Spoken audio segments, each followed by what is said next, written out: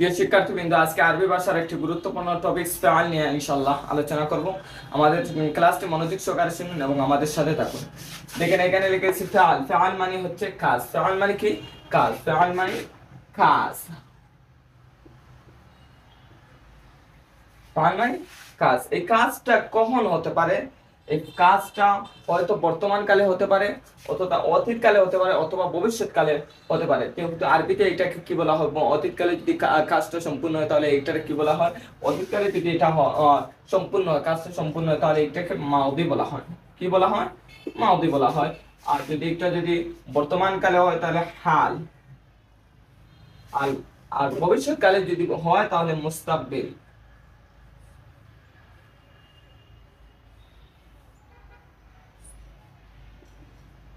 মুস্তাকবিল বলে।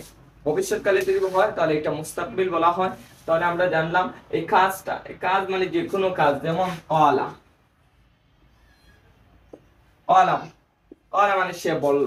হ্যাঁ, তো একটা একটা কাজ নানি, সে বলে একটা কাজ নানি। যেমন আকালা। আকালা মানে সে খেলো। এই খাওয়া একটা কাজ নানি। এর ক্বালা সে বলল, বলিলেই সে বলল, বলিলেইছে মানে এটা এই মাদির সাথে জুড়েছে। এখন যদি পাল আমরা আরেকটা উদাহরণ দেখাই যে পালা মানে সে বলল মানে বলা শেষ।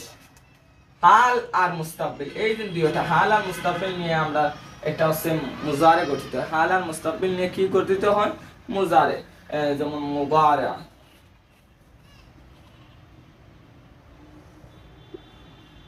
দেওয়া গঠিত হয়। যেমন ক্বালা মানে মাজি মানে সে বলল। আর মুজারে যেমন ক্বালা থেকে ইয়াকুলু হবে। ক্বালা থেকে কি হবে? ইয়াকুলু।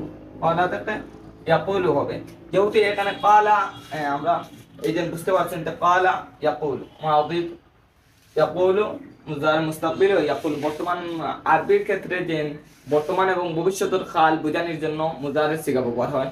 আরবির ক্ষেত্রে কি বলেছি যে মাজি এবং মুজারের সিগা, মুজারের সিগার দিকে বর্তমান কাল এবং ভবিষ্যৎ কাল থাকে। এর জন্য আমরা এখানে মাজিকে আলাদা করলাম আর হাল এবং মুস্তাকবিল মানে মুজারে মানাইলাম। মুজারে নিয়ে আসলাম ইয়াকুলু মানে সে বলছে বা বলবে। সে বলছে বা বলবে। সে বলছে বা বলবে। তাহলে আমরা এটাই বুঝতে পারলাম যে ফেআল মানে হলো কাজ। এই কাজটা কিটা হইতে পারে?